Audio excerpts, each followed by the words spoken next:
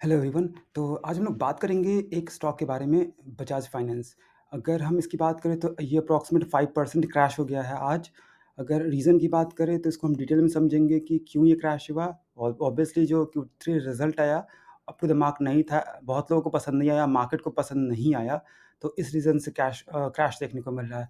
तो आज इसको हम डिटेल में समझेंगे क्यों क्रैश हुआ, और ये आने वाले टाइम में क्या अच्छा बाई है या नहीं है। ये इसका फंडामेंटल्स में कोई चेंजेस है, या फिर हम ये लॉन्ग टर्म के पर्सपेक्टिव्स अभी भी सेम ही है, या फिर अभी हमें कट करना चाहिए, उन सबको डिटेल में समझेंगे।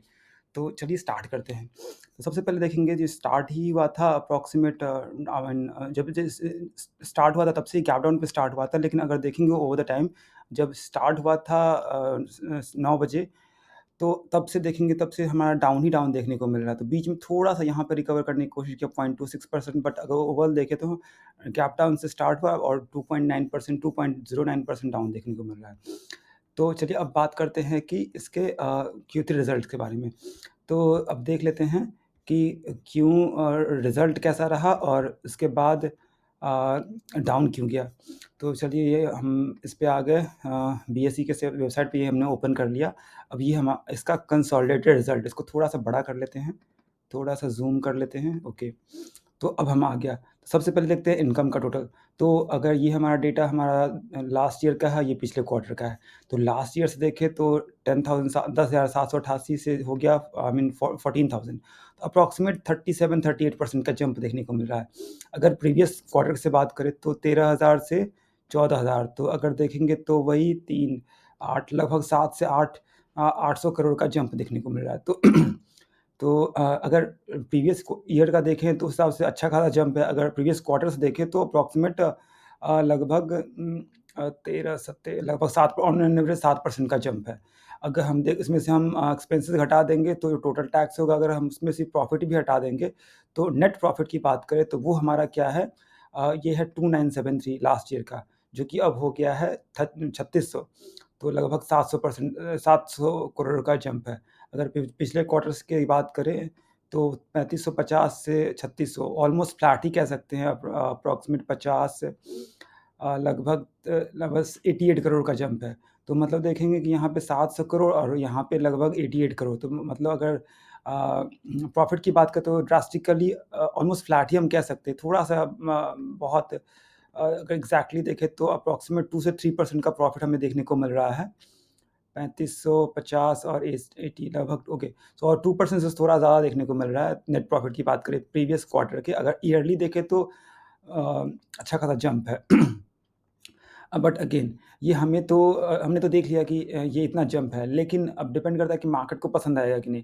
तो अगेन हमने पहले पुराने वीडियो में डिस्कस किया था कि मार्केट को पसंद कैसे आता है।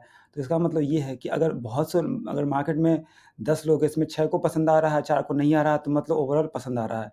अगर उसमें 6 में भी देखें तो कितना क्वांटिटी होल्ड करते हैं, या फिर कितना क्वांटिटी का सेलिंग या बाइंग होता है। अगर ज़्यादा का सेलिंग होगा तो पसंद नहीं आया, मतलब अगर कम का और ज़्यादा का बाइंग हुआ, इसका मतलब ओवरऑल मार्केट को पसंद आ रहा है। तो ये है इसका फंडामेंटल कि हाँ, प्राइस का एक्शन कैसे रहेगा मार्केट पे। अब हम इसके देख लेते हैं इसे Q3 रिज़ल्ट पे। तो इन्होंने वही बताया यहाँ पे कि क्वार्टर एंड ईयर के बताया इन्होंने कि 40, ओके, लाइफ इंश्योरेंस और ये फिनसर्व का हो गया। देख लेते हैं, ओके, ये फिनसर्व का हो गया। हम फाइनेंस का देख लेते हैं एक बार, बजाज फाइनेंस का, सॉरी, बजाज फाइनेंस, ठीक है, ओके। तो यहाँ पे देख लेते हैं कि इन्होंने और ऊपर से जो आग में घी डालने का काम किया है कि जो रिज़ल्ट आया उसके बाद जो ब्रोकरेज को पसंद नहीं आया, तो वो क्या करते हैं, टारगेट भी डाउनग्रेड कर देते हैं। तो इसमें हम देखते हैं, हमें कुछ डिटेल में मिलता है तो ओके। तो कुछ कहीं और देखते हैं हम, यहाँ पे देखते हैं, यहाँ पे शायद हमें मिल जाए। ओके, चलिए कोई बात नहीं। तो हम ऐसे देख लेते हैं, उसके प्राइस टारगेट पे तो हमें थोड़ा-सा आइडिया लग जाएगा। ओके, तो ये है कि पैट सीएजीआर की बात करें तो ये एक्सपेक्टेड है, ओके। चलिए कोई बात नहीं, हमें यहाँ पे अभी एग्ज़ैक्ट मिल नहीं रहा है शायद। उम, ओके, चलिए कोई बात नहीं। अगर मुझे मिल गया तो हम डिस्क्रिप्शन में आई मीन पिन करके कमेंट्स में डाल देंगे कि क्या रहा है इसका ब्रोकरेज का टारगेट। तो अगेन अब फिर वापस से आते हैं हम कि क्या अगर ये स्टॉक डाउन हो गया तो ये ख़राब हो गया? तो ऐसा बिल्कुल भी नहीं है। अगर ख़राब नहीं है तो क्या अच्छा हो गया? तो इसको हम समझेंगे डिटेल में। तो सबसे पहली बात कि डाउन हुआ तो क्या इसके फंडामेंटल्स हिल गए? तो ऐसा बिल्कुल भी नहीं है। अगर हम फंडामेंटल्स की बात करें तो यहाँ पे हम आ जाते हैं सबसे पहले क्वार्टर, तो क्वार्टरली रिज़ल्ट हमने देख लिया ऑलरेडी। अगर हम यही पीएनएल की बात करें तो यहाँ पे ईयरली डेटा देखेंगे, तो अगर मार्च पिछले क्वार्टर की बात करें तो सॉरी पिछले साल की देखें तो 11,000 का है। अभी यहाँ देखें तो इसमें 1 क्वार्टर का आना बाकी है, तो अभी इसी क्वार्टर में अगर पिछले क्वार्टर से आई मीन 2022 का डेटा देखें तो अप्रॉक्सिमेट 50% है। 50% थोड़ा-सा कम है।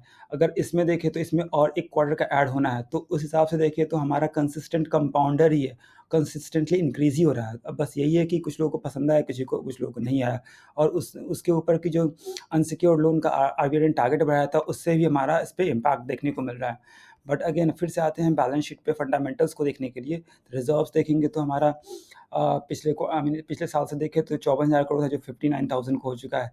अगर हम बोरोइंग है तो बोरोइंग भी अच्छा खासा है, रीज़न कि ये फाइनेंशियल स्टॉक है तो ये बोरोइंग को हम इसको नेगेटिव टर्म में नहीं लेंगे।